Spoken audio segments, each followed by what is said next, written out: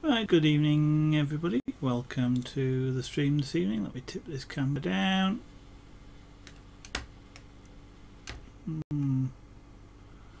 I might have to go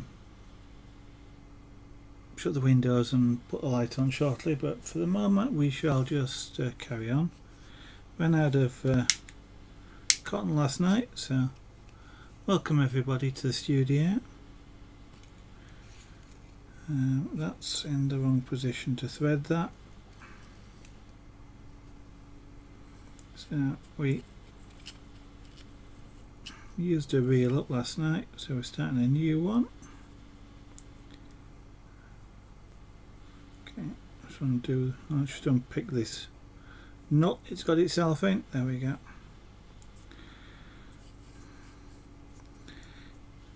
If I don't do that, then it would just end up pulling out the loops, which of course is not what I want.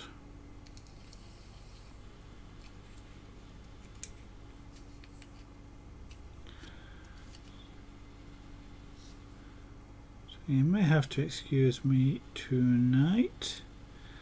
I think I'm developing either a sore throat or a cold, one or the other, which I'm hoping will go away, but well, I have to keep drinking water. Well, drinking would do, but water's fine. And also, if it develops much more whilst I'm streaming, I may actually have to either stop talking or stop streaming, one or the other.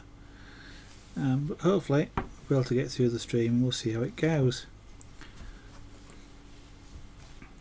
Right, let me see if I can just move this camera a little bit. Actually, I don't need to do that. I shall zoom in a bit. It's really awkward giving you a view of what I'm actually doing without giving you a view that's so far away that you can't always tell what I'm doing, never mind what it is that I've got in my hands, never mind what I'm doing. One of the challenges of creative broadcasting. Right.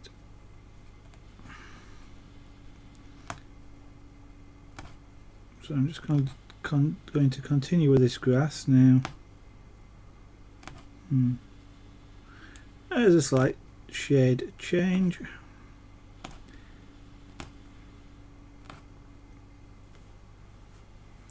These were both supposed to be the same, weren't they? Yeah, they are. Oh, bother.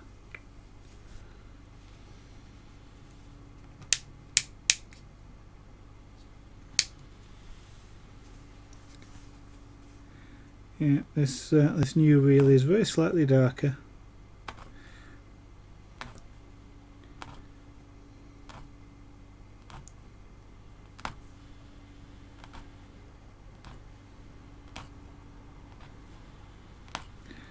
That is one of the difficulties of this, amongst other art forms that use colour, is different batches of colour,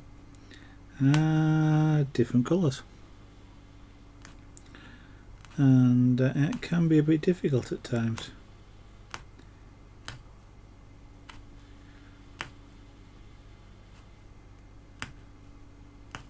It does mean that, well, to some extent it means it's difficult to hold a stock of colour. For example, with this, having 2 or 3 reels, if I run out in the middle, then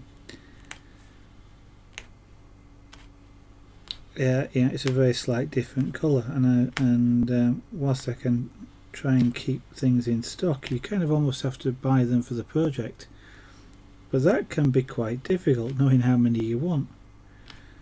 I mean, literally I have no idea how much blue I'm going to use in the sky, for example. So if I overbuy, then I've got some left over which go into stock, which then means possibly the next time they don't match. So the whole thing is a little bit irritating at times. I have learnt little tricks, like, you know, the direction that I'm doing this in is horizontal. That means that now that I've changed colour, it will kind of look just like a different area, a slightly different area of the grass, rather than sort of looking like oops, you ran out of the right colour.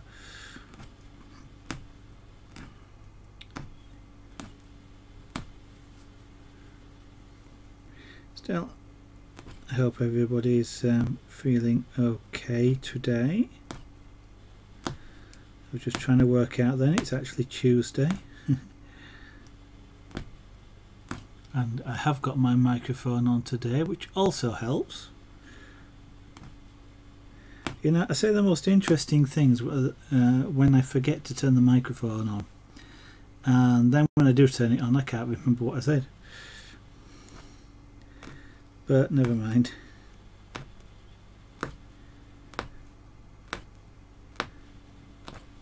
So I'm just working a little bit slowly at the moment, just to get back into it. As I work through the night, I get a little bit faster at doing this. It just takes a little while to get back into the rhythm each night.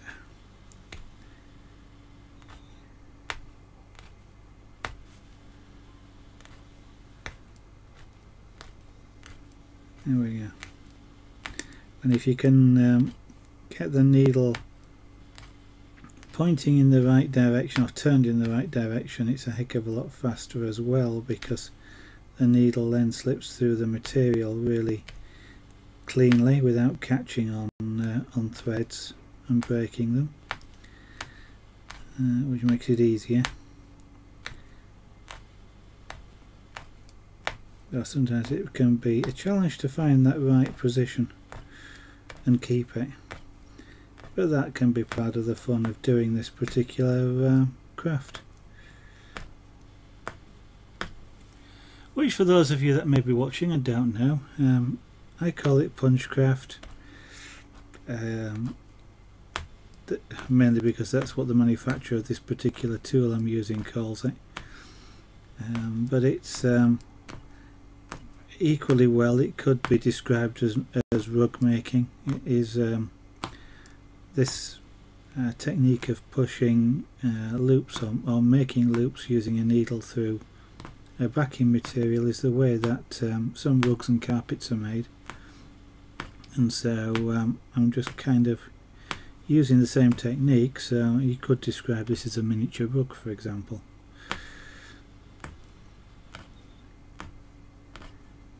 And indeed I actually have made rugs using this technique, but using a somewhat larger needle and using wool rather than thread, which is what I'm using here.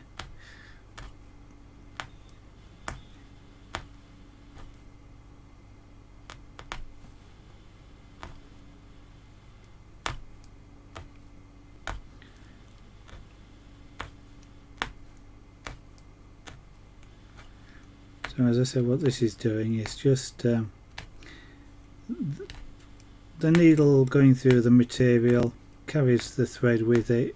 When it draws it back, it leaves behind a loop. That loop is on the other side, and that's the face. So what we're looking at here is the back, or the working side of the image. Sometimes it can look as good, sometimes it looks worse, depends on how neat you are in performing the craft. Just like anything else, like people who do cross stitch or or sewing or things like that, you can be untidy or you can be tidy, and yeah, the back of the work can look really good. Other times it looks like somebody dropped a whole basket of cotton on it.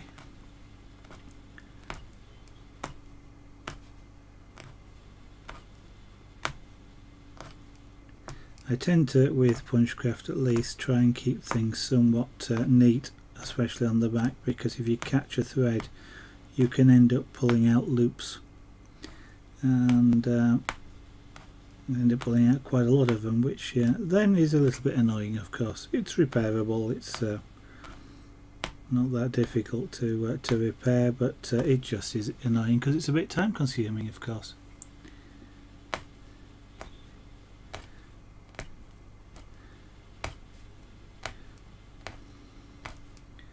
Now the hoop is here for two purposes. One is just to keep the canvas, well, this material stretched. It's easy to work that way. It doesn't, you don't actually have to do it, you just need to hold it, if you like, tight enough to be able to punch the needle through. But the loop definitely helps in that, and so just supporting it underneath with my fingers like I am doing here. Trying my best not to stab myself at the same time.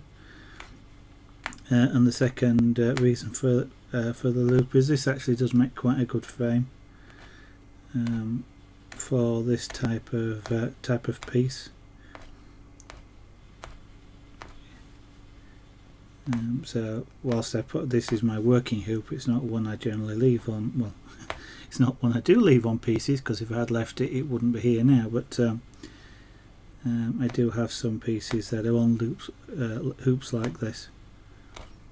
And generally when I finish this I'll take it off the hoop, and then at some point in the future when I want to hang the piece I'll put it into a loop for hanging purposes. In the meantime I can either store this work flat, or indeed I can also roll it up. Tend not to fold it because it does form a crease, which then takes a little while to fall out.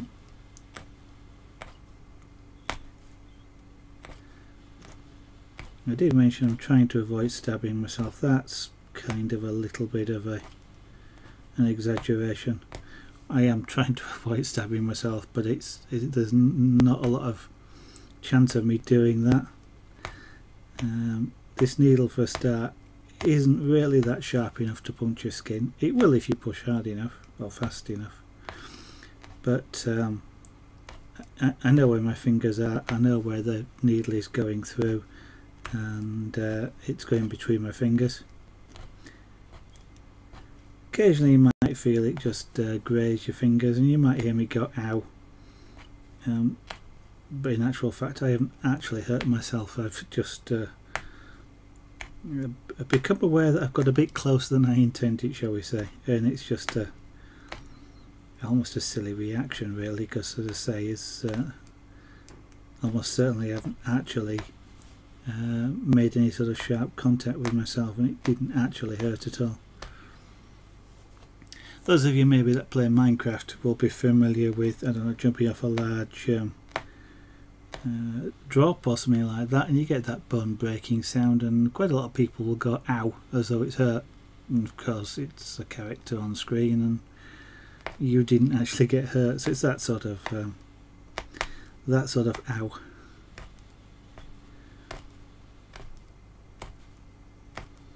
I suspect if I really did push this hard enough to puncture my skin and stick in myself, it wouldn't be an ow. It would be a somewhat larger exclamation or even expletive.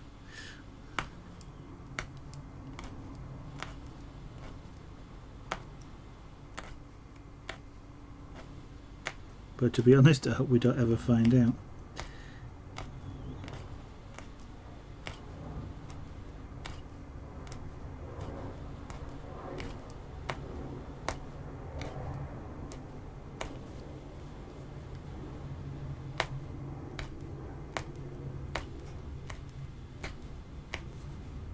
Oops, I'm getting a bit far away there.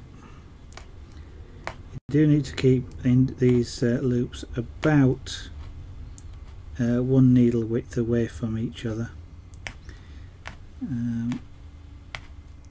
That's a good distance, good working distance to aim for.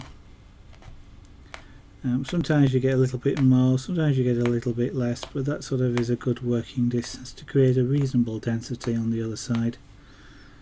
And otherwise it looks a bit sparse sometimes, and you can see the backing material between the loops. Again, if it happens, not really a problem. You just come back onto this side and just punch through some more threads in the appropriate area. It's not like you've got to unpick it and start again or anything like that. You just lay a few more loops in.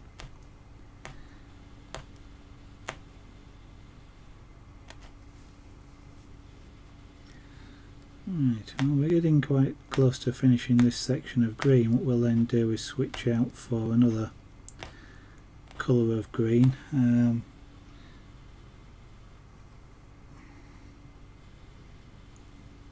Probably a sort of a really greeny green, an exaggerated grass colour.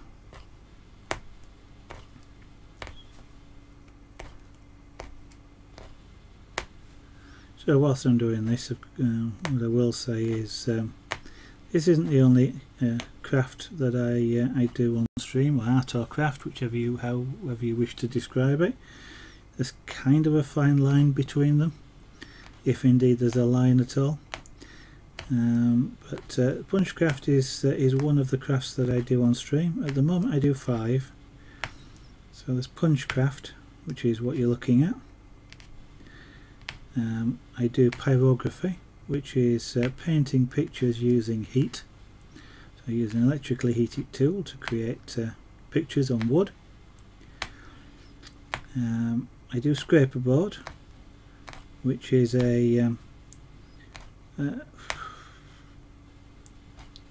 it's a board made up of clay and covered with Indian ink to make it black, and then you scrape through that Indian ink to reveal the white, and from that you make a black and white image. There is carving. I do relief carving. I do hand based tool work for that, so hand chisels, so no hammers or anything involved, mainly because I'm working in an indoor studio and don't really have the space to work with materials that require hammer based tools. Although I do have some rotary carving tools, I'm not in a position to use those on stream at the moment. So what else? There's Punchcraft, scraper board, relief carving, and I do make jewellery, mainly chainmail based jewellery at the moment, so that gets done fairly frequently. And there's one other thing that I do, which I am hesitating because I'm trying for the life of me to remember what it is, which sounds really daft when I do it, but I actually do quite a lot of things not on stream as well, so sometimes I am sort of hard pressed to remember what it is, and it's the 5th one that I'm now struggling to try and remember. Punchcraft, scraper board, pyrography, carving, and jewellery. Oh, that is 5. Hey, I can't count, can I? Punchcraft, which is this, scraper board, which is the black board scraped through to create black and white images, relief carving with the hand tools and wood, pyrography, which is creating images with heat on wood, and the jewellery making using rings in chainmail techniques. So there's 5 different crafts that I practice at the moment, at least, and they get done in sequence. So at the moment, this is it's the turn of Punchcraft. After this, we move on to doing the chainmail jewellery for a period of time, and then probably back into carving, I think, then is the next one. Generally speaking, I do one art piece and then move on, because they take generally at least a week of streams, but with the jewellery, as they can quite easily be completed in an hour or so, we'll be doing a few of those in probably about a week's worth, something like that, but we'll see, before moving on to something else. I do have some fusible beads as well set at the other side of the room to try it one of these days, but at the moment don't actually know when I'll get round to doing that. It is something I want to try, but I've not yet had the opportunity and I've not yet found something I actually want to do in the fuse beads. I do want to try and do something more like a photographic image than the sprites which usually get done, but it remains to be seen just yet what that will be.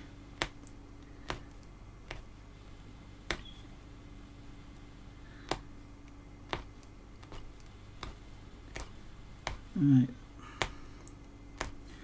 this is going quite well. Once I've finished this particular block of colour, I will turn it over and let you take a look at the face side. So in addition to those things which I do on stream, I do others which are off stream. At the moment, logistically, it's quite difficult to do them on stream, so that's why I won't be showing them, at least not for some time. But I do airbrushing. I make rugs using two different techniques, punching like this or latch hook techniques. I also do from time to time cross stitching and similar, so that will be like needlepoint and I forgot what the other technique is called, very similar, but it's just short stitches basically, you know, to create images. I do glass engraving, and I also do high-speed rotary carving, so using some, well actually it's a dental tool for some of it, to create cuts. Unfortunately those I can't use on stream just because of the amount of dust. I need an extractor which is a bit loud at the moment and a bit in the wrong place. But I also get involved in doing one or two other things. In fact, a couple of other things we have done on stream, one of which is we made a model helicopter, a quadcopter. So that was an unusual thing. For about a week it took to build that on stream. And I do have some other things, satin boxes around here to do at some point, which I probably will end up doing on stream. So I've got a small laser cutter or laser engraver to put together. I have a 3D printer to put together. So that's sat in a box, ready to be done at some point when I've got the space in the studio to support having it constructed.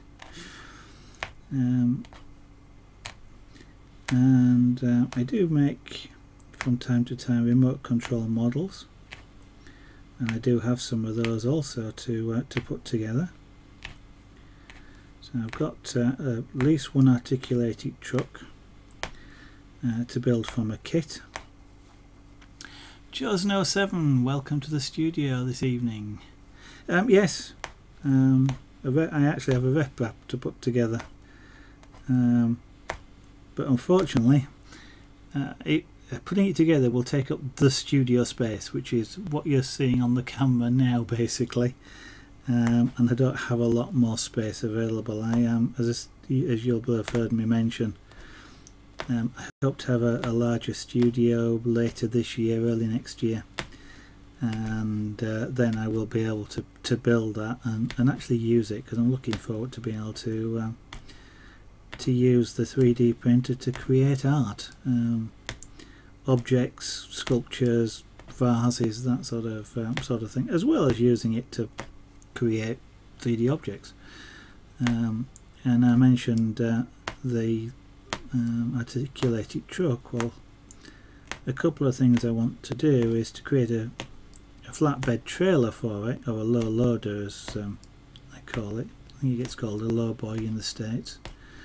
And another thing that I want to do is to create a bus which will be scratch built. It will use some kit parts, but they're just robbed from a kit rather than having to build them, like gearboxes and things. But the 3D printer will come in really useful for creating some of the body panels and things like that. So I am kind of looking forward to being able to use it. And I think I did mention at one point in the last couple of days, one of the things I want to try and do when I've got the studio space is to put together a model railroad as well, or railway, depending which side of the Atlantic you're on. And I hope to potentially stream doing that as well.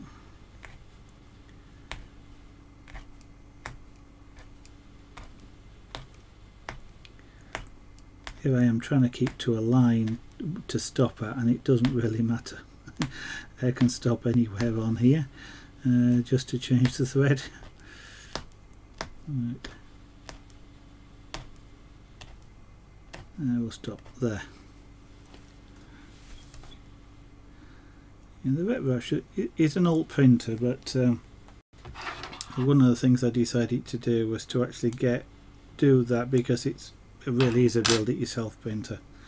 There kind of isn't anything pre-built on it.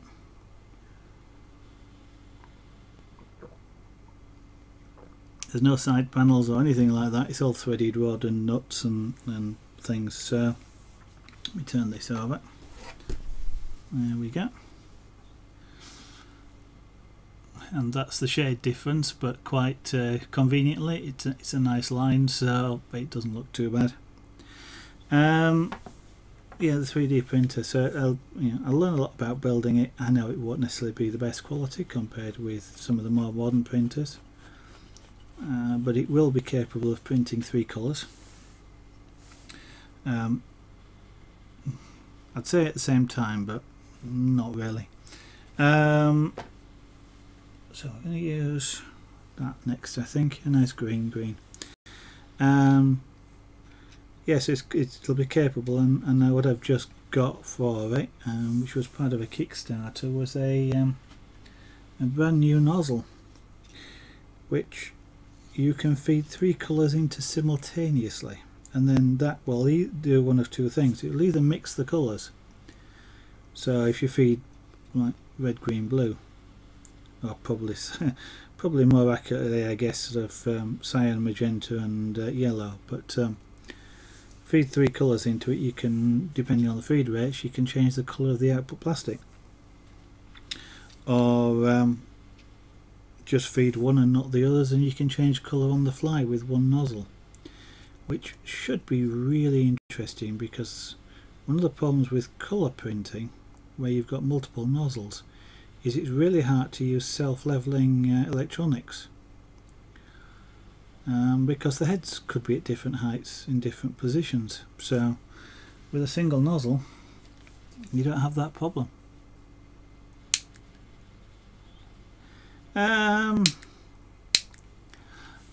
Yeah, well, I suppose I could do. If I start doing art things like let's say a vase or a sculpture or something like that, then yeah, I'd sell those. I'm not going to be, you give me something, you give me a file, I'll print it and send it back. I'm not interested in that. But using them to create art, something like that, does interest me. So we will probably try something like that. I'm going to start at this end and work downwards. But I suspect to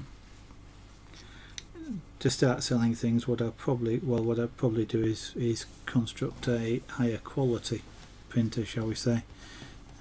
I am interested for things like vases, quite a tall delta printer, so they tend to be it's easier if it's easier to have tall printers in delta than it is in the other form, which is called a Cartesian. It's actually described as Cartesian robots that move sort of X and Y.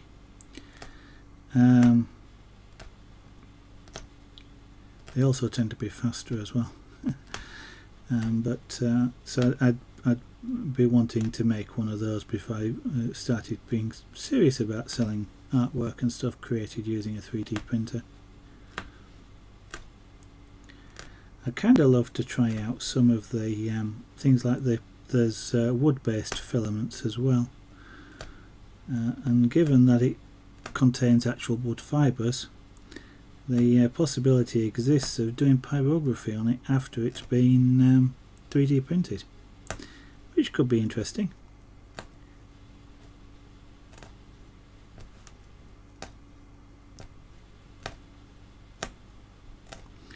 But we shall have to wait and see on that one.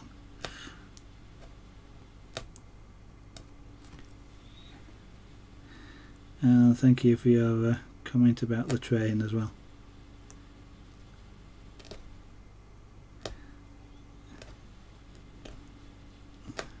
Whilst the train itself is actually finished, we're now obviously doing the background, but I think the background often adds a whole lot more to the image. Sometimes it's nice just to do, like the engine on its own, it stands alone, but quite often just adding something like the green, for example, between the rails just grounds the engine and makes it look more realistic for some reason, and certainly improves the aesthetics of the image itself.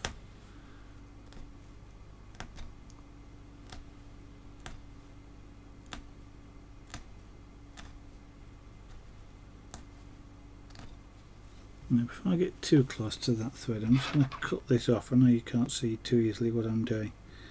I'm just cutting my starting thread off because it tends to get in the way.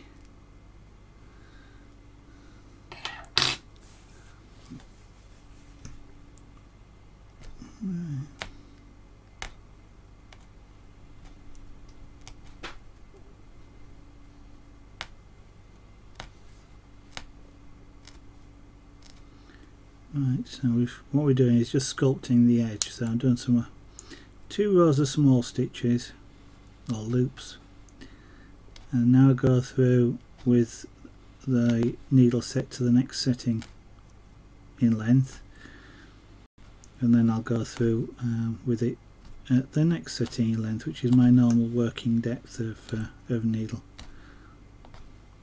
and it very nicely rounds off the edge of the piece. I feel like taking a piece of wood and beveling the edge so that it looks nice and smooth and doesn't look sort of unfinished.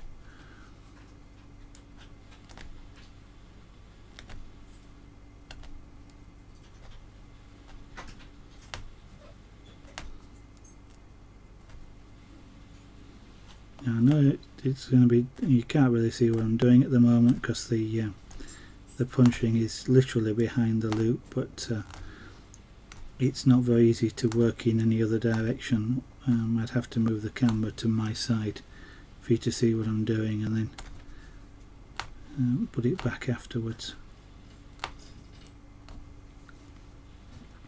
Okay, so I now come back at that same setting. Ideally I shouldn't really do what I'm doing here, which is doing a whole length of colour beveled like this, because if I run out of thread and have to change colour, then I have to hope that the new bobbin has exactly the same shade on, and that's not always the case. They do vary, and sometimes you'll notice it when the two shades are up against each other. So that is a problem when I do things like go around the edge like this, because if I change colour in the middle, then you'll sort of see the edge as having a different colour, which sometimes doesn't look very good. Can in some ways get away with it though, because the edge tends to reflect light in a different way, because of course it's beveled, it's curved, so it doesn't always have a problem. But if you can see over here, this is where they are ostensibly the same shade, but they actually turned out not to be. There's a variation in them, but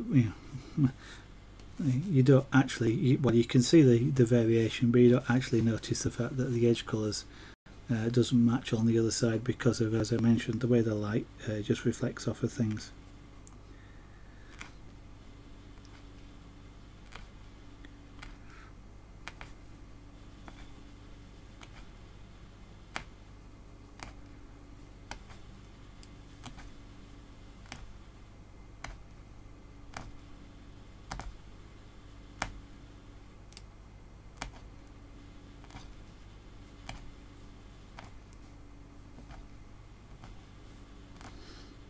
In this particular case here, I'm fairly confident I'm not going to run out of this bobbin in this section, but that's only fairly confident. I have been caught out like that before.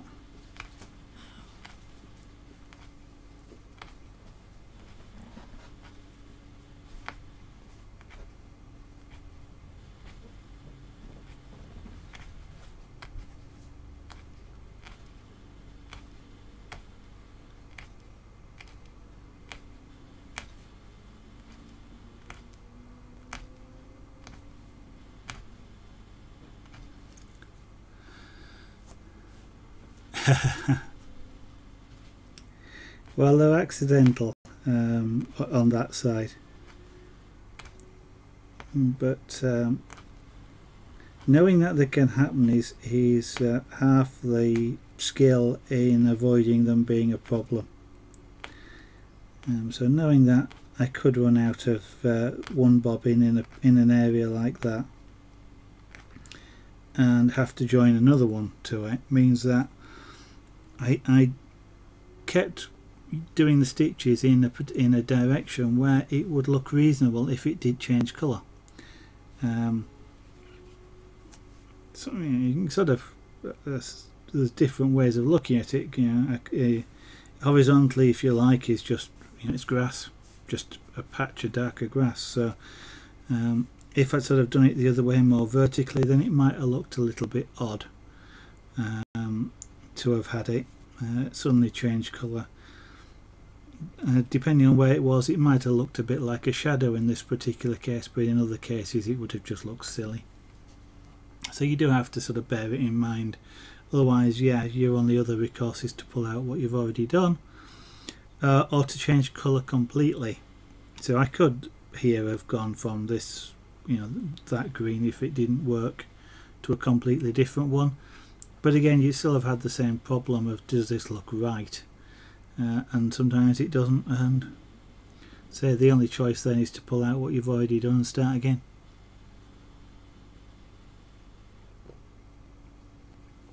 I am lucky that I haven't had to do that yet on any piece. I've been close a couple of times, and you can use some blending techniques of sort of inserting the new extra loops of the new colour in the existing colour, just to sort of blur the edge a little bit, and that can work quite successfully.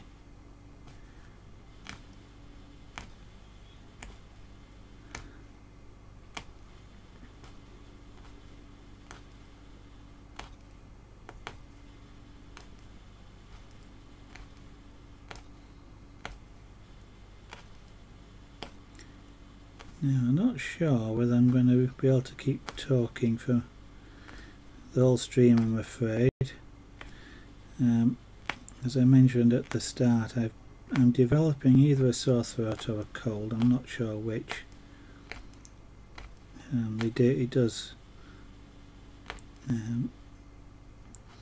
It does develop at me in an odd way, such that I can't tell at the moment, but I am developing what would be a sore throat, which obviously could turn into being a cold or flu. And I'm trying not to, ideally I'm trying not to dry my throat out, obviously, because it's a bit painful. So I may stop talking for a while, just to give it a little bit of a rest. And it may actually limit my ability to do a stream tomorrow if it gets really bad. Old Hat 128, good evening. Thank you very much for your comment. It is indeed. It does. You do get one does get through this relatively quickly, shall we say, as an art form. Did I catch you on Slowpoke's stream this afternoon or this morning, Old Hat? I think it was Slowpoke. I heard mention you, but there again, it may have been on a stream last night. I can't really remember. Yeah, I might have done, that's true. Well, I am using Microsoft Edge without an inbuilt virus checker in the browser itself, so my antivirus keeps telling me. I don't know. Maybe something more animal related. I was at the Yorkshire Wildlife Park on the weekend, so possibly caught something there.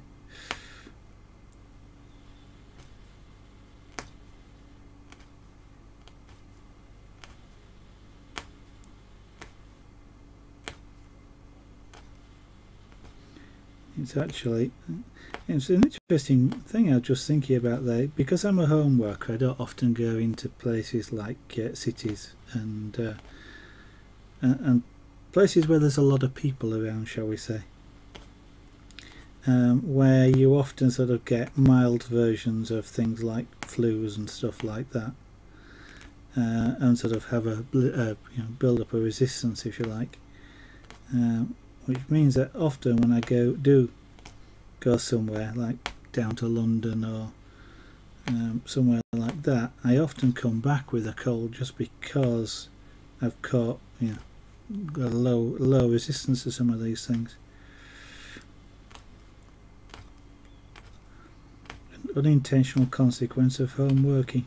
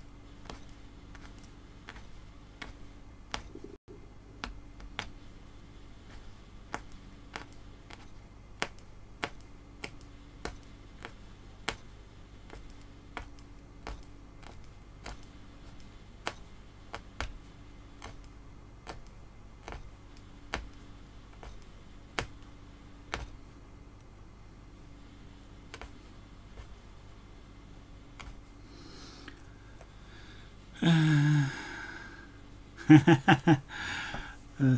It might not be effective, but after drinking that lot, you don't care. Yeah, actually, generally speaking, anything anything sweet, basically, because it gives you the energy, and if it's a drink, it helps soothe your throat, soothe your throat, and therefore you can, you know, obviously relieves the pain a little bit. And honey's quite good like that because it tends to stick a little bit to the back of your throat. And the lemons is vitamin C. Vitamin C helps you fight off infection. So yeah, all of those. The ginger as well is another one that's like that. But unfortunately, the problem I have is my sore throats usually aren't actually in my throat. They're up at the back, just above my throat, or above the back of my throat. If you were to look in a mirror at the back of your throat, your nose, nasal passages obviously come up the back of your throat, and I get the soreness just in the base of those nasal passages, just where they enter the back of your mouth, and drinks and things don't get there. You know, things like those remedies are really, you know, are nice to taste, but don't have much effect on me, other than as long as there's sort of moisture flying around. You know, nice steaming drinks helps, just to keep the back of it moistened.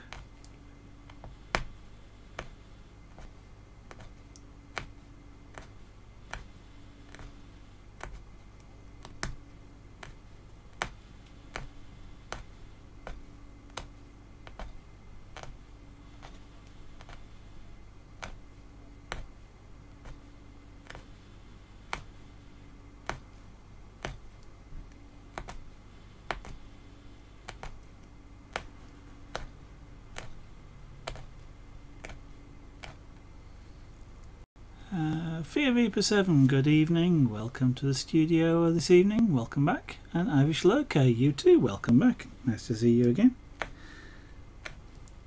And whilst unfortunately I'm not as well as I could be, I do hope that you both are doing well.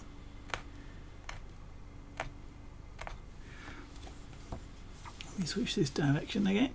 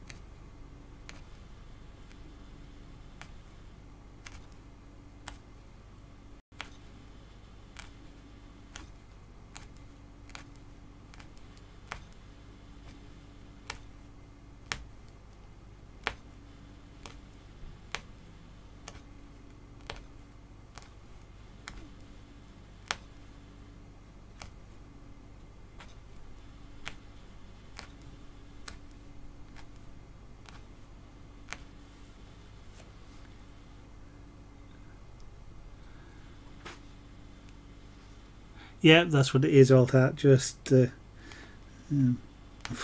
unfortunately I don't particularly care for whiskey, but I know what you mean.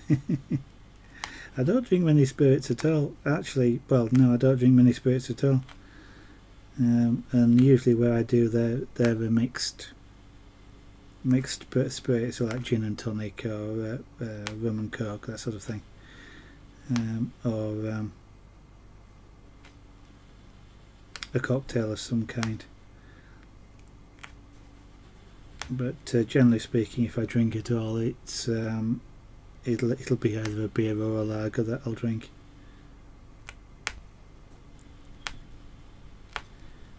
Yeah, unfortunately, Fear Reaper, I'm developing a sore throat, which may be a cold or flu, something like that. May not be, may just turn out to be a sore throat, but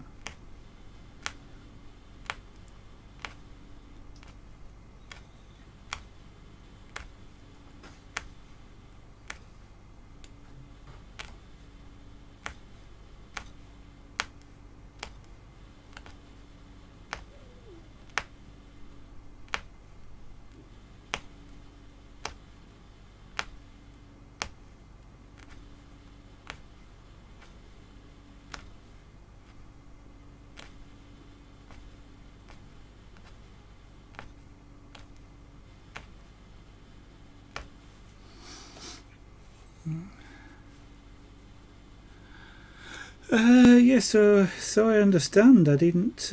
Whilst I had this stream on, I actually had it muted, so I didn't hear. I understand he was having some computer problems, was he?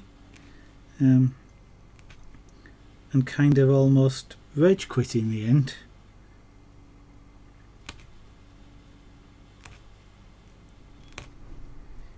I just caught that from reading the chat afterwards.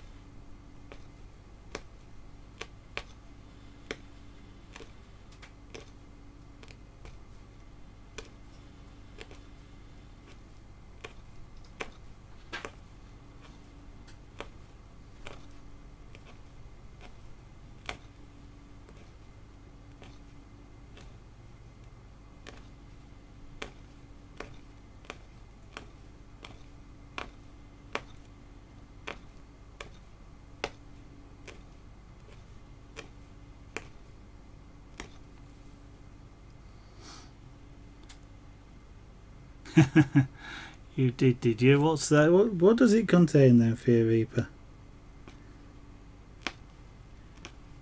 And bear in mind, like yesterday I had ice cubes and cold fizzy water, which was a really nice drink. Telling you which, Safari and 7-Up. What's Safari? It's a new one on me. 7-Up I know about.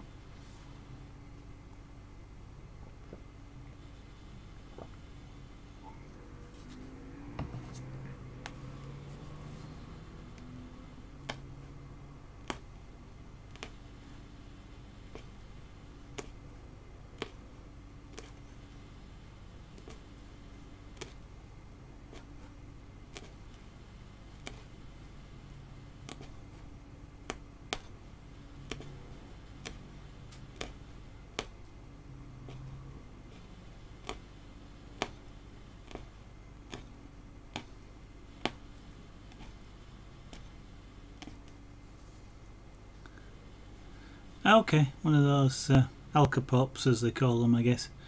Sweet drink with 20% alcohol, and the 7-Up basically is another sweet drink without the alcohol, so... And you see, it's it's one of these drinks that are made specially so you can't taste the alcohol, but it gets you drunk anyway. Oh dear.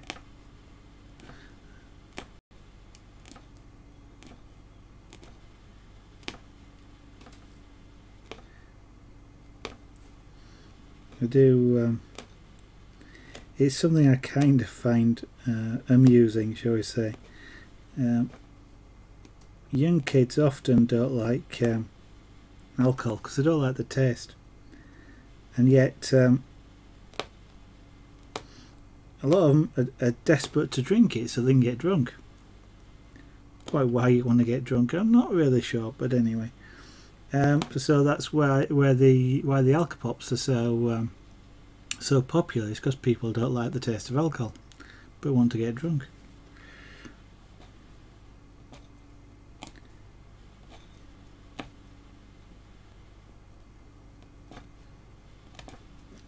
That's why, to some extent, why drinks like rum and coke and gin and tonic and things developed, is to hide the taste of the alcohol.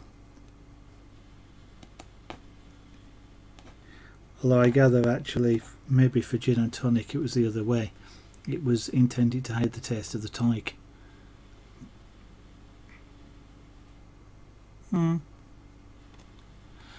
Yeah, no, I can understand that. I mean, those drinks are sweet and have a sweet taste. Beer and lagers are a tart taste, and you know, they are an acquired taste. It's not necessarily something that you naturally like.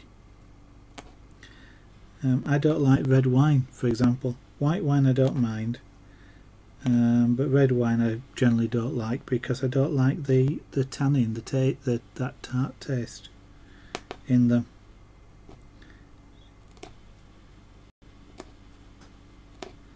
The only kind of red wines I like would be a pudding wine, which is really sweet, basically.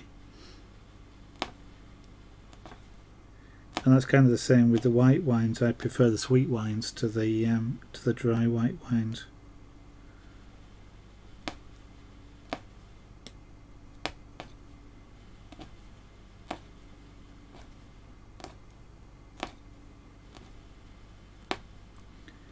Mind you, things like beer and lager does have an advantage over, you know, some of the spirits, for example, and that is you get more to drink for your money, rather than some of the spirits, you know, small shot glasses cost more than a full pint of beer in a lot of places. Mind you, what I often, well, I used to go out to a number of hobby clubs, shall we say, and whilst at those, because most of the time they're in a pub, so most of the time I drink lemonade. I still would do these days as well, and that's because I'm driving. I just don't drink and drive, full stop. And quite often lemonade is more expensive than beer or spirits. Seems really silly because most of it's tap water and the rest of it is just a small amount of concentrate and a bit of CO2 gas, and it can be sort of 1.5 times the price of a pint of beer, which is so it costs you more not to drink and drive than it does to drink and drive. Well, at least in getting that far. It can cost you an awful lot more if you drink and drive and get caught, of course.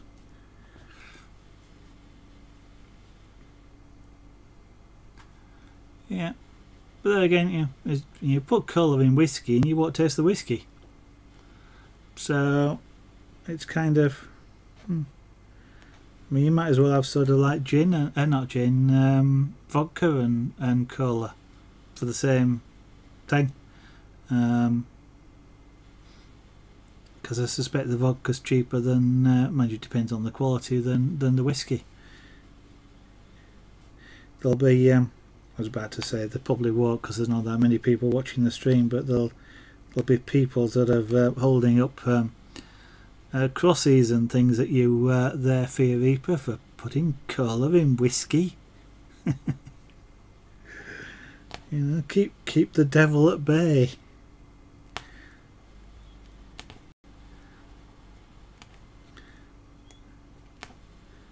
There are people that do get somewhat evangelical about whiskies.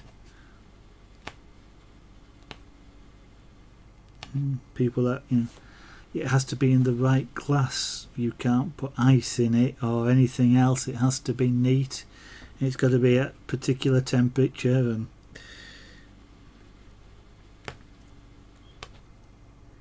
I mean, I can understand that, you know, whiskies have different flavours depending on how they've been made and stored and things, but sometimes they do seem to go a bit over the top.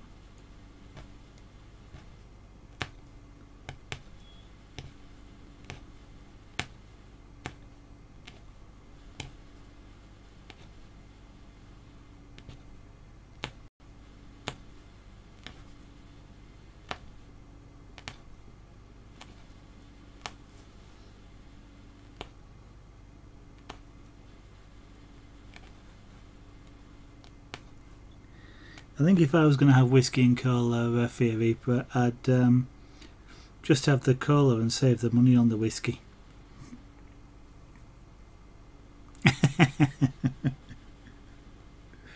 Well, when you're mixing cola with it, you couldn't tell anyway. So I said, yeah, I'll have a whiskey and cola and hold the whiskey. You know, it's you probably wouldn't be able to taste the difference.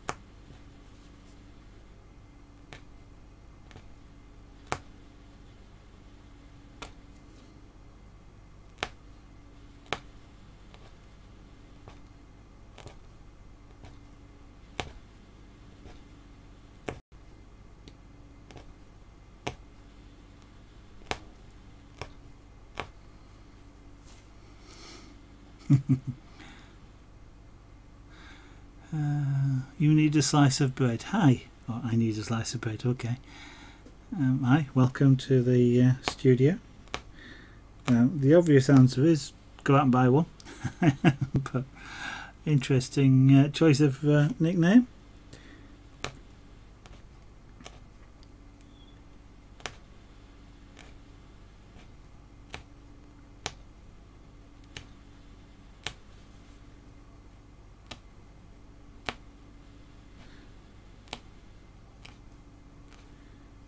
I could see it being a name that was useful. Thank you. It's sometimes a bit hard. Yeah, no, thank you for that. It's sometimes a bit hard to keep things on camera. Thank you for letting me know.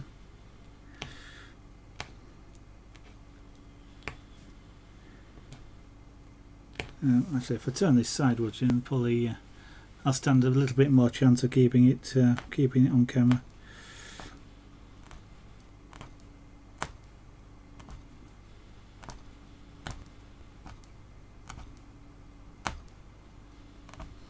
I've nearly finished this section of grass, so I'll turn it over in a minute, and you can see the progress on the face side.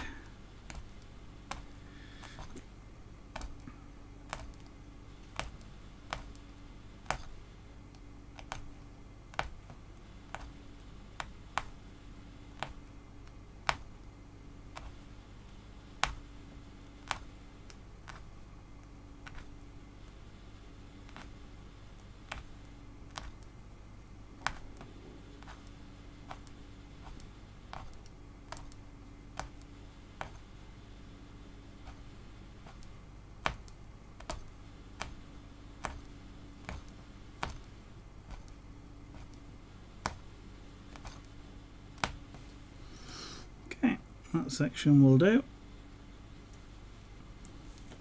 Just cut off the thread.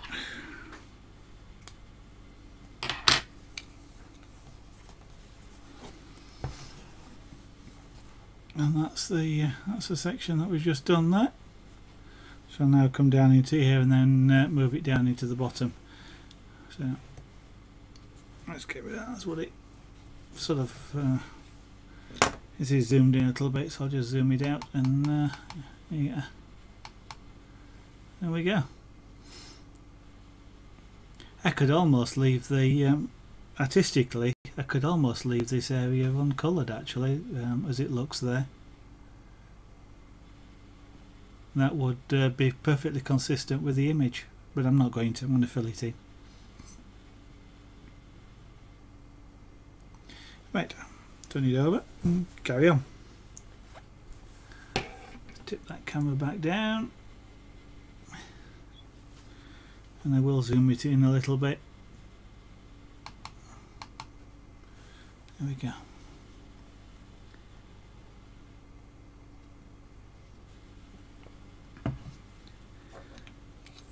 Right, have I got enough? Yes, I've got enough thread on here, so I'm going to do the short stitches on the outside.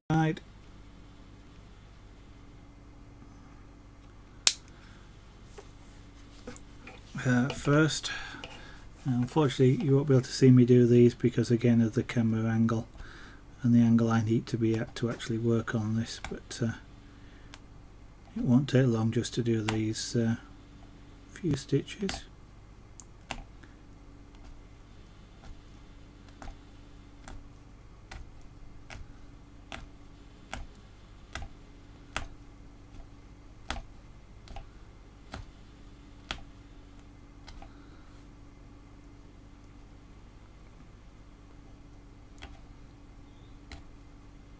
I'm working right up close against the loop, and indeed I can't even actually stand this tool vertically to do this because it would catch on the sides of the loop.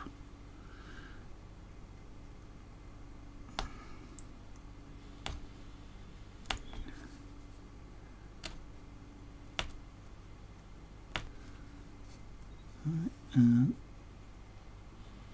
a little bit longer.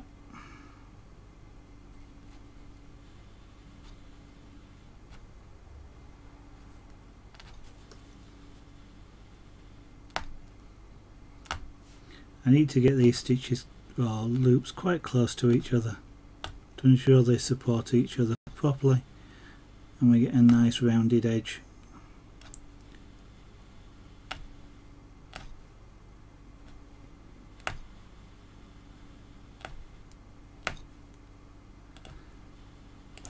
It's a little bit harder to go back in afterwards and backfill some of these if they're not quite enough density in the area, so that's why I'm taking a little bit more care.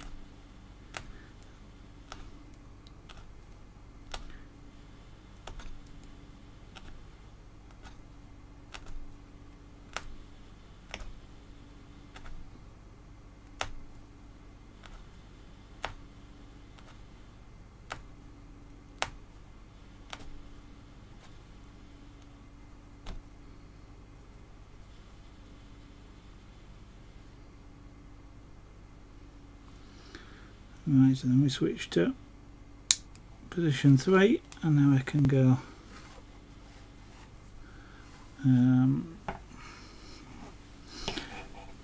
yeah, I'm trying to work out the best way of doing this. That way should be okay.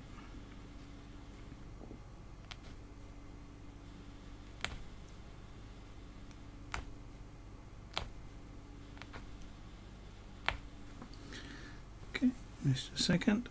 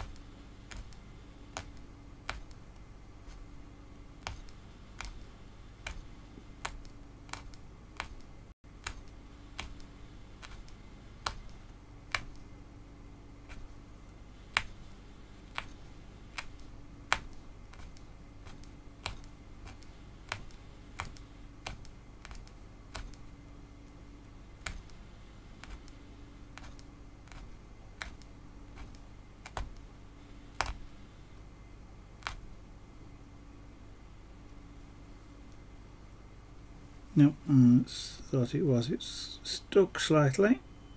There we go.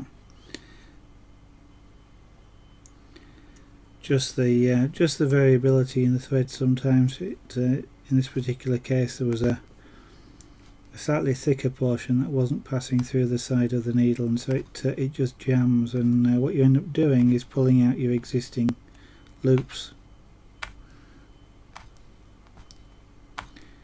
Usually it's obvious before you've gone too far, but occasionally you can go quite a distance and then have to sort of just go back and rework it all again.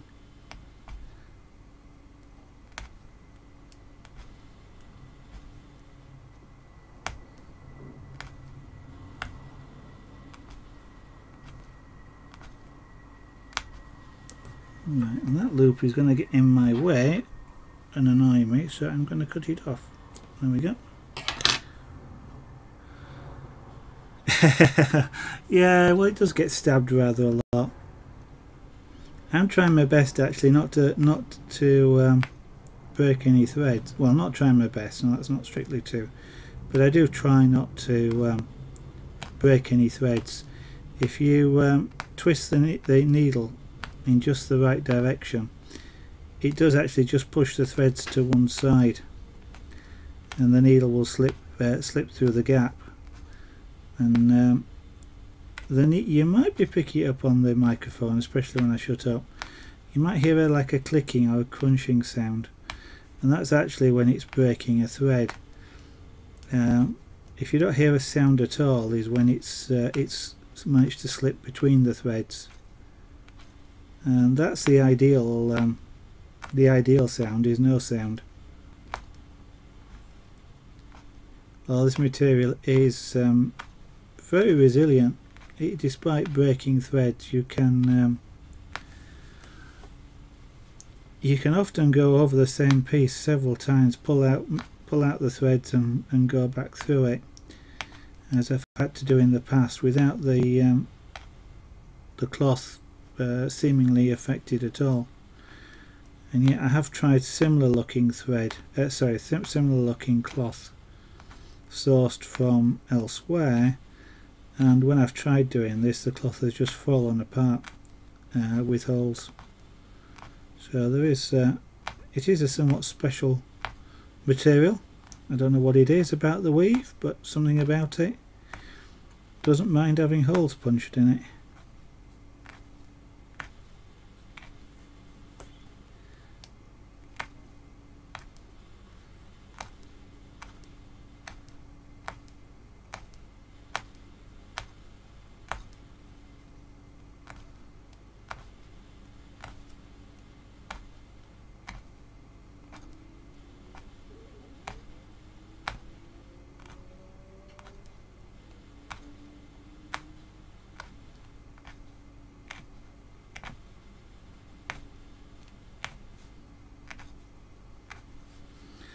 There we go, that's that section.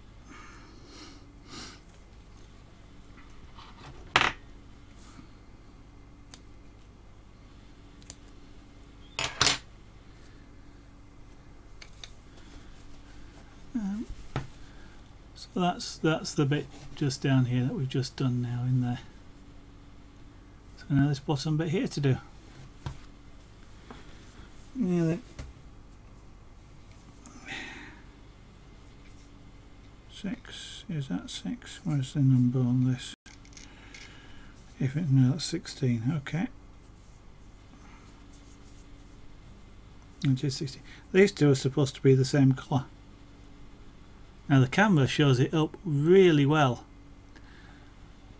In fact, on the camera they look like two completely different colours. But here they are both green. Another camera shows this one as blue. But they are both a green. They're supposed to be exactly the same colour, but clearly they're not. So that's something I have to bear in mind, that I can't do the edge all in one go with this, because I'll have to switch to this and it's a different shade and it'll stand out.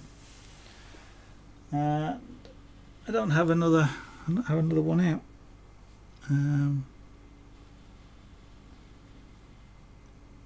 What I'm going to do is I'm going to do a short section across. I think actually what I might do is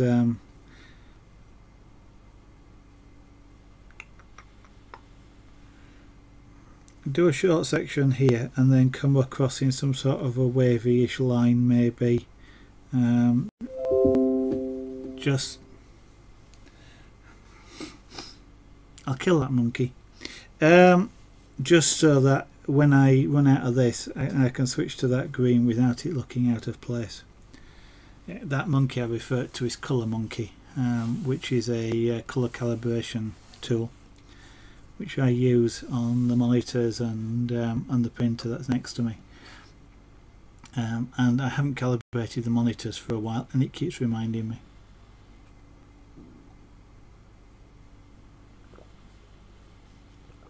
And that chime you heard was Windows 10 that now chimes these reminders, which is not very good for streaming. Now unfortunately again this is just going to be out of your view whilst I just do a small area of this this green along the edge.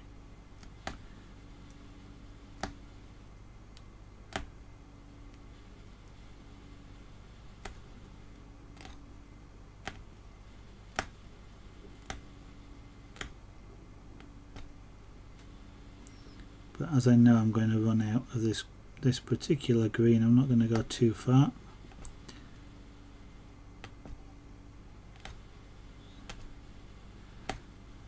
After this, after the stream finishes, I'll check and see if I've got another matching green to this one,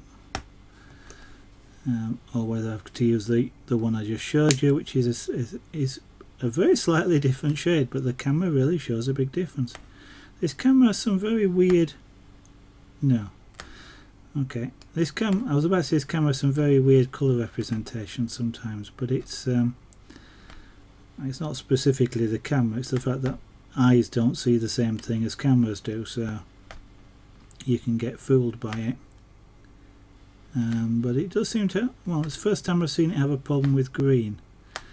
I've seen it have a problem with purple. These Logitech 920 cameras, for some reason, everybody that I've seen using one trying to show purple, it shows up blue. And that's the first time I've seen a green show up blue. I can understand it colour theory wise, but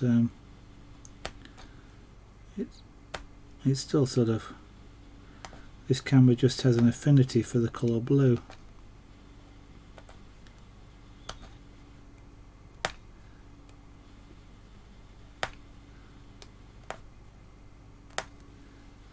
I mean, this is an example. This is bright purple, lovely rich purple, but you're seeing it as blue. It's weird. Theme Hospital, good evening, welcome to the studio. Nice to see you again. I haven't seen you for a little while. How are you doing?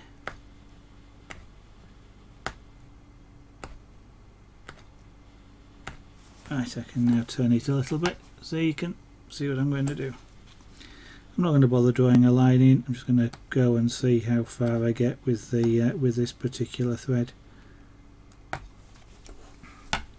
So I'll just keep bearing in mind that I want to potentially have to change to a different shade.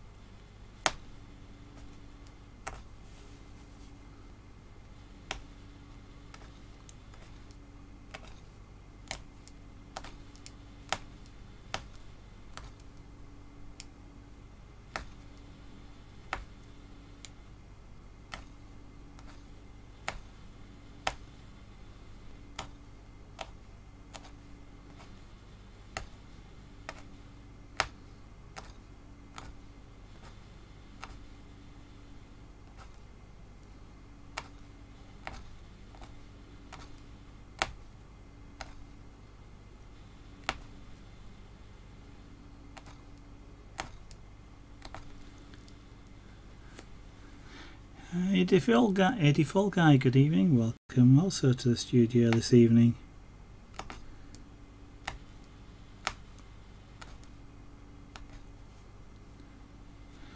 You've been away? Been away as in busy doing other things, or been away as in, you know, gone to a different place and come back now? And don't have to answer that if you don't want Theme Hospital, by the way, but if it's the latter, anywhere interesting?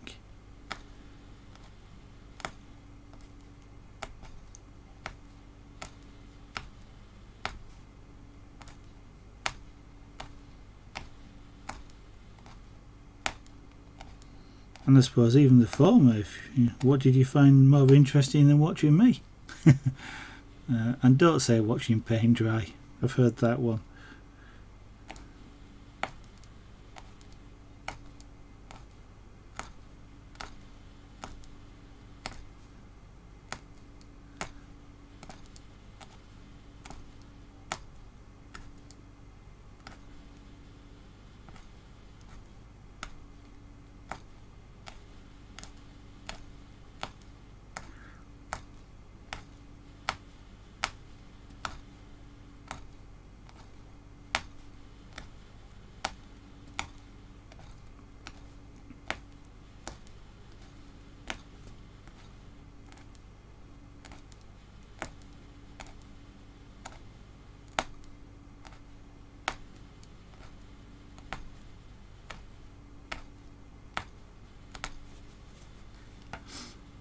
Ah, I've been on holiday. Clacton. Ah, okay, 10 minutes from Clacton. I've never been down to Clacton. He says, making the assumption it is down. I've heard of Clacton, but I actually don't know where it is. And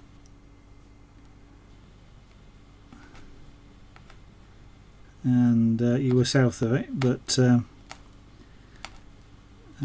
yeah, my geographic knowledge isn't as good as it could be.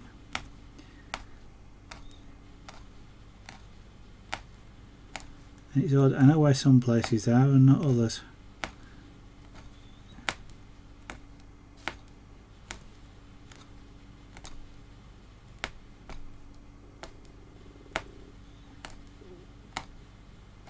So I trust you did enjoy your holiday then.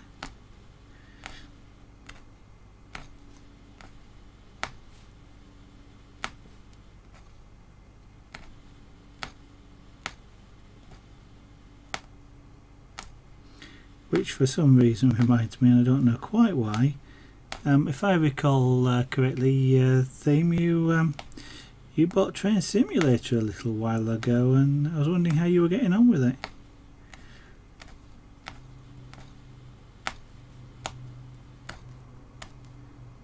I've seen you in Matt's thread from time to time, stream from time to time.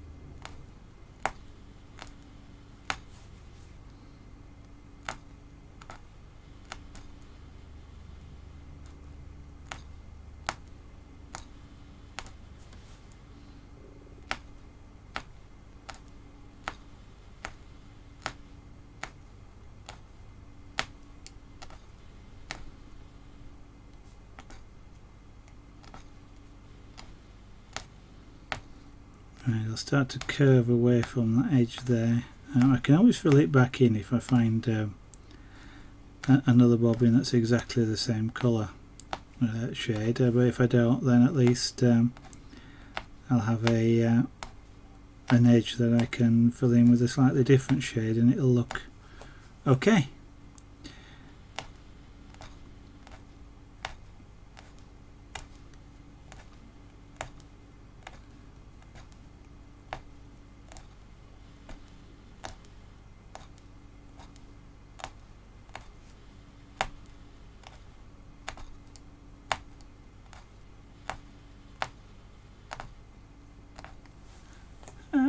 Essex. Small up and a bit. Okay. I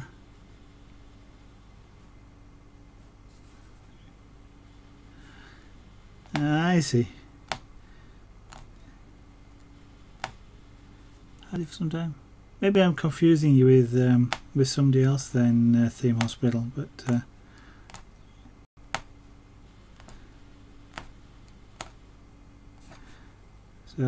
so I take it then you've got a gold star in every scenario, and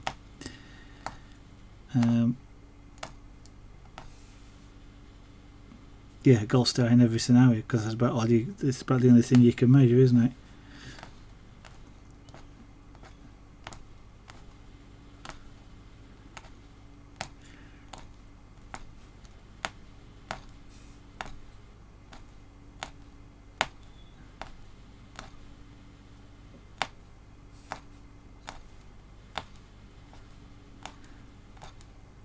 I haven't played it in a while.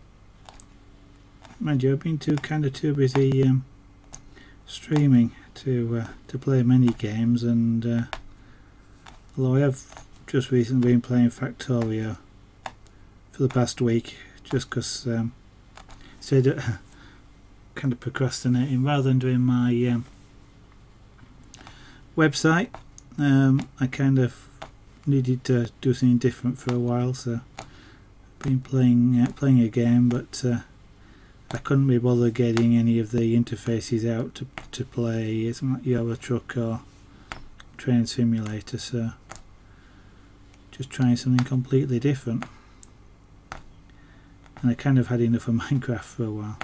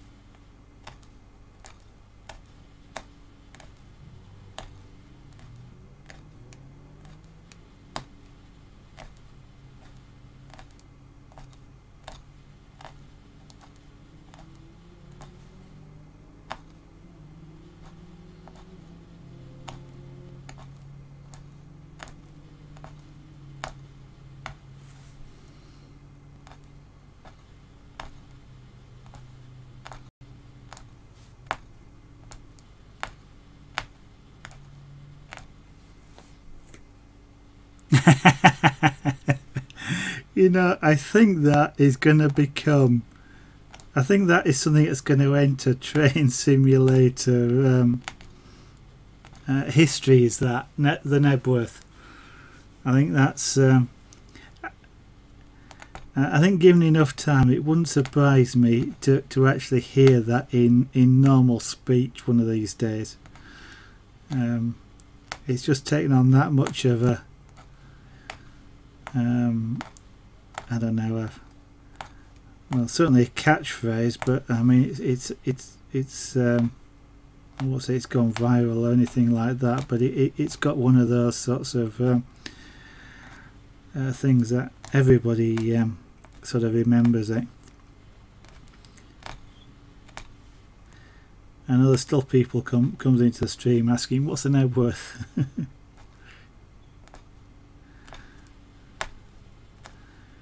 And unless everybody that's watching my stream at the moment also watches Matt, they're probably wondering what's an Nebworth. Come on, still. A London King's Cross is somewhat different. That one would have been a bit more spectacular, I imagine. For anybody that's watching that is wondering what it is we're talking about in respect of a Nebworth, Matt Pendleton is a streamer on YouTube, sorry, on Twitch, although he's on YouTube as well, and he streams Train Simulator. And one day he was streaming driving a train, and I think he was so busy talking with chat that he forgot to even brake to stop at a station. He just went flying through it at about 120 miles an hour.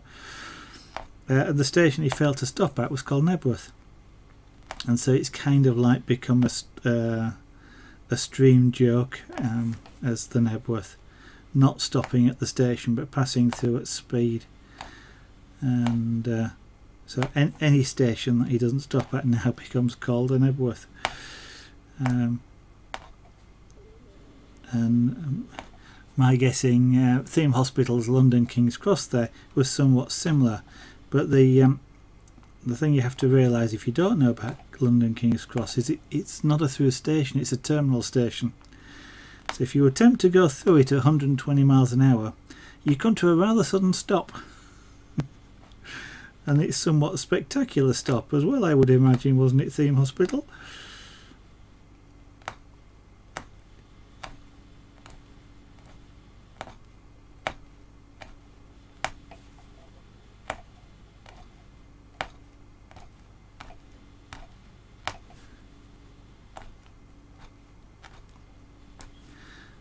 But for anybody who happens to be interested in Train Simulator, Matt is a good stream to watch if you've got any interest in it at all, or even just watching somebody play that sort of game. Matt really does make it interesting and informative and fun to watch, really. And I suspect Matt originally had an advantage because there's a lot of people watch him because he actually works for Dovetail Games, who make the simulator, and I suspect a lot of people originally started watching him just because of that. But he is a good streamer.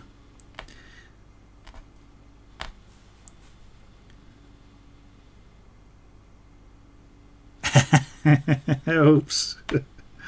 Yep.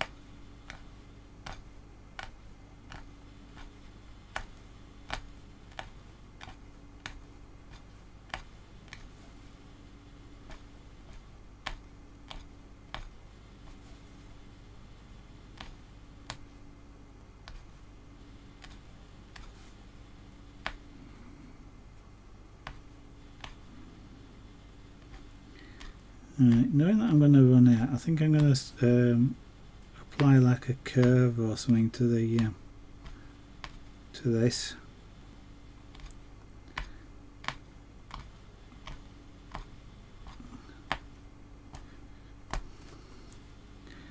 So I just shape it, sort of shape the bottom of this particular sort of patch of grass, so it eventually doesn't look like just a flat line across. With a bit of luck I'll have enough thread left on here to be able to do that. Won't be a particular problem if I haven't, but it will just, you know, provide a more polished look if I can manage to do it.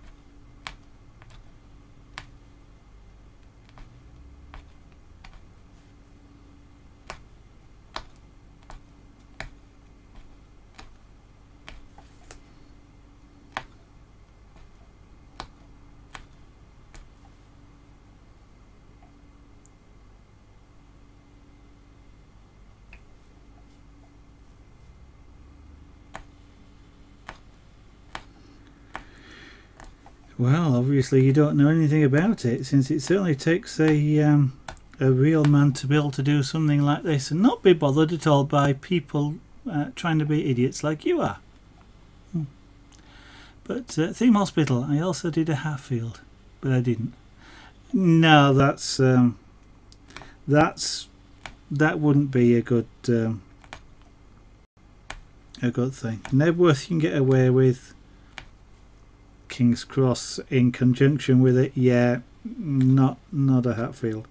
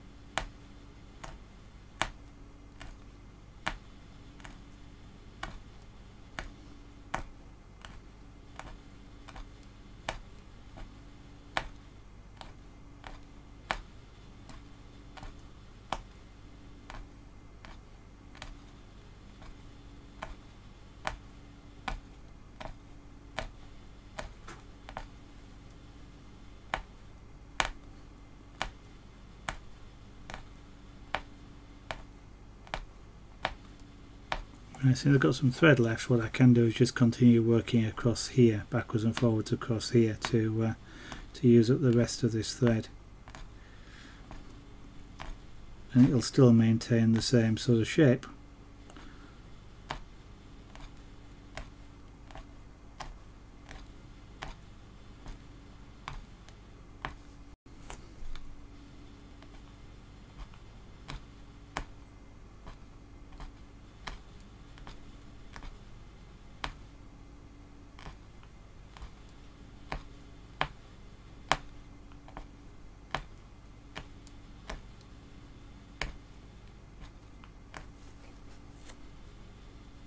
Oh, I gathered you were nearby Theme Hospital. It's not...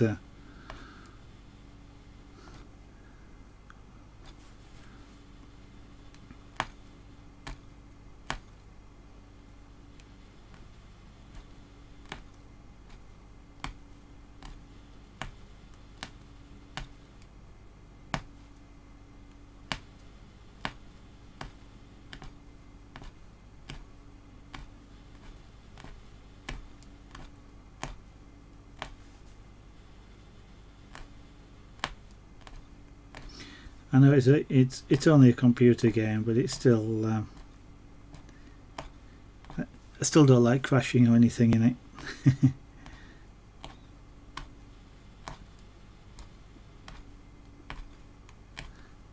It kind of feels too real, shall we say.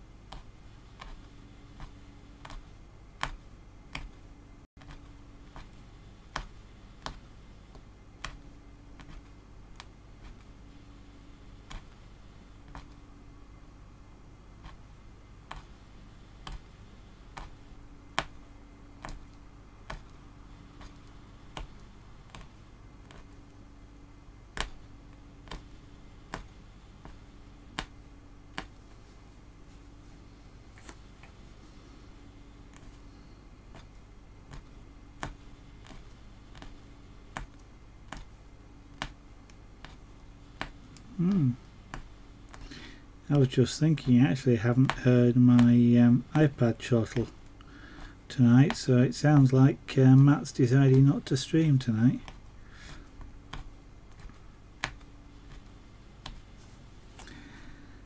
Since his laptop's in Germany, I think his other one is probably given up as acting a little bit too slow.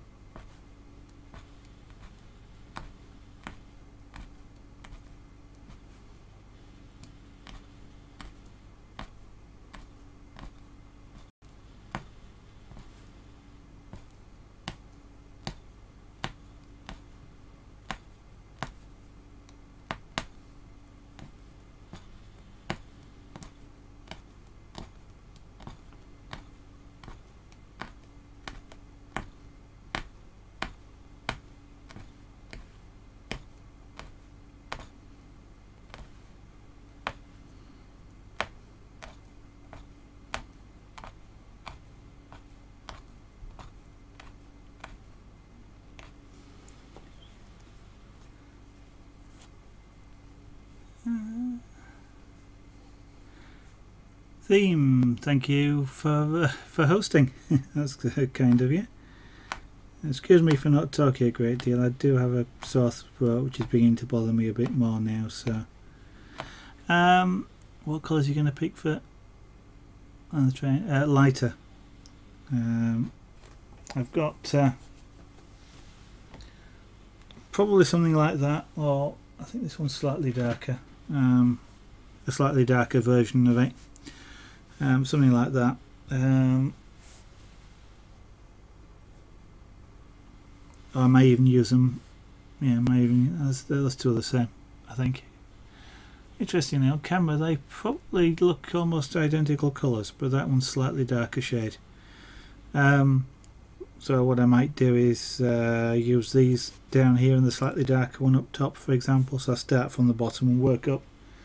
I think I've got enough of this lighter one, but it gives me an option then to use the darker one just in case I run out like I did last time.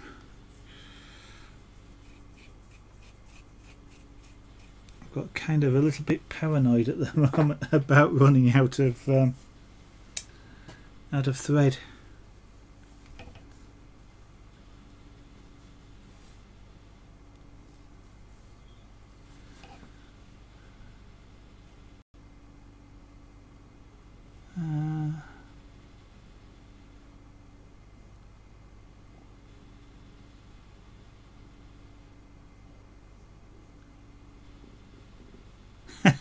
Okay, thank you. I take it then, Irish Lurker, that you are really impressed since I've just found at least 2.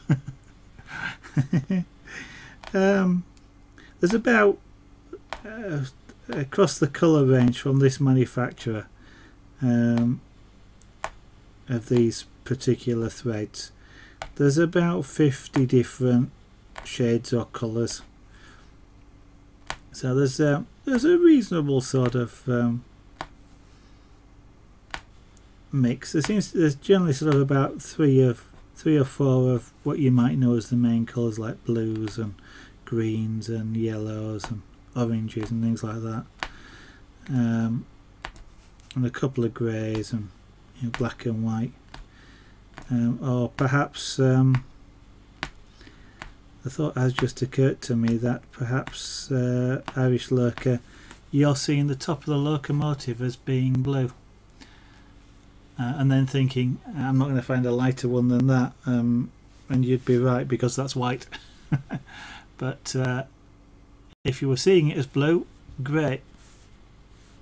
That's a thumbs up, by the way, because the intent is it looks like a blue locomotive. It's really shiny, reflecting sunlight basically, which is why it's white like that. But if you saw it as blue, great.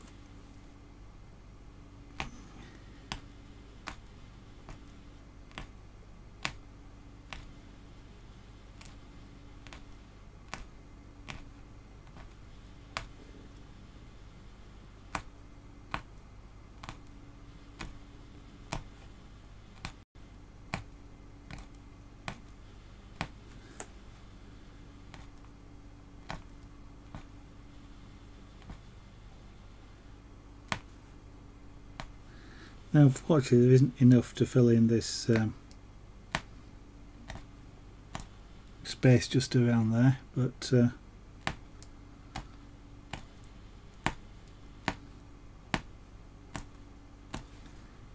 otherwise ideally I'd have done that just to smooth it off, but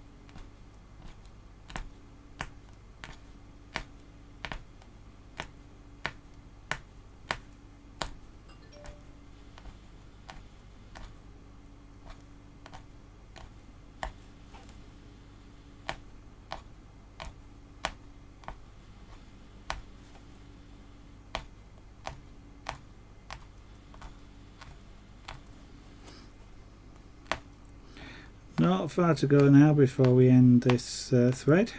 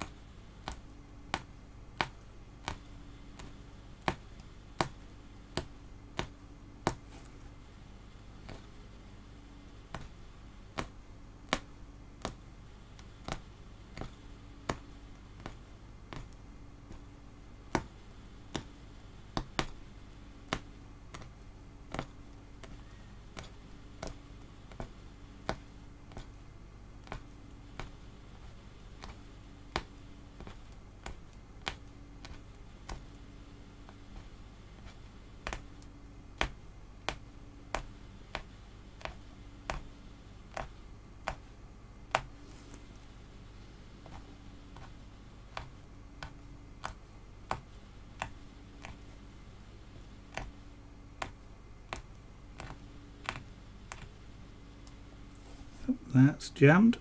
Yep, it's tied itself in a knot.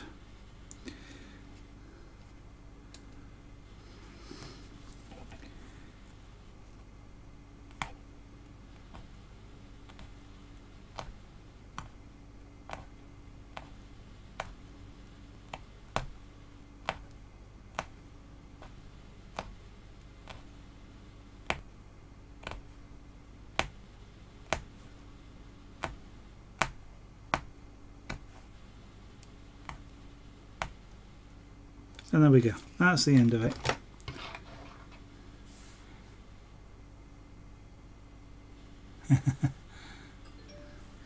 Oh, there's lots of things I don't have and I don't do. Theme Hospital, including things like clay sculpting and glass blowing and things like that. But yes, it does get quite rhythmic if you can get into a rhythm with it, and it's a lot easier when you're doing long patches like this. Then it becomes, oh sugar, I've forgotten in there, never mind, that's a slightly different colour, it won't be a problem. It gets quite I don't know, almost hypnotic. You just lose track of time and everything else. So that's the back. Let's have a look at the front, and I'll stand it up a bit until I'll bring the camera back, because otherwise you get a funny foreshortening effect. Zoom the camera out, and yeah, that way. So that's what it's looking like at the moment.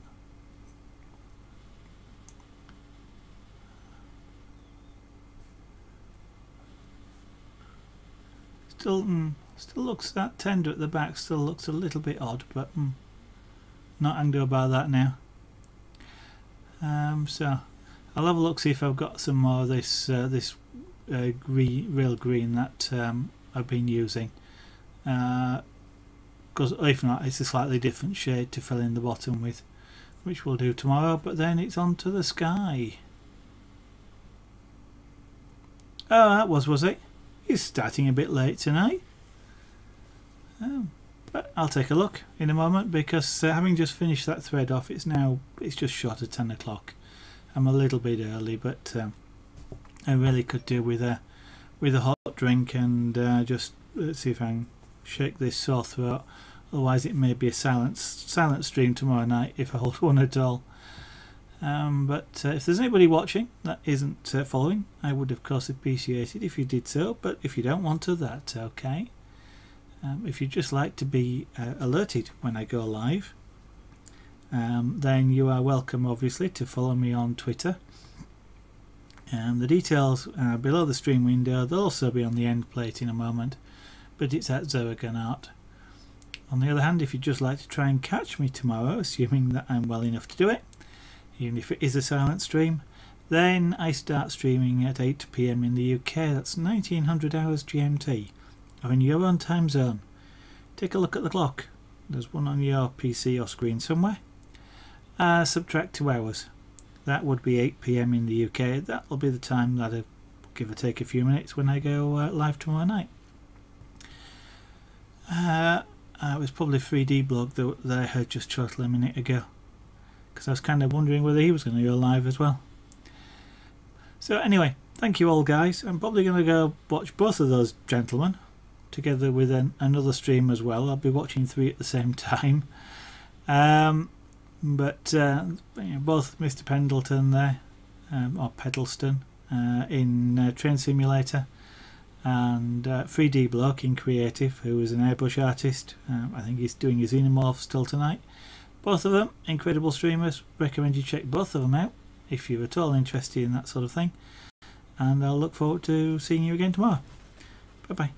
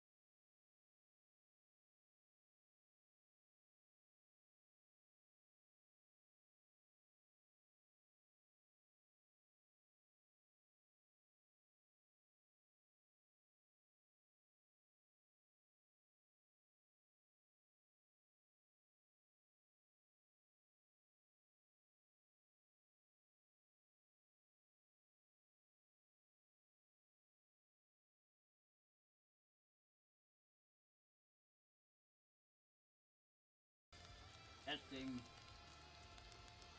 Testing 1 2.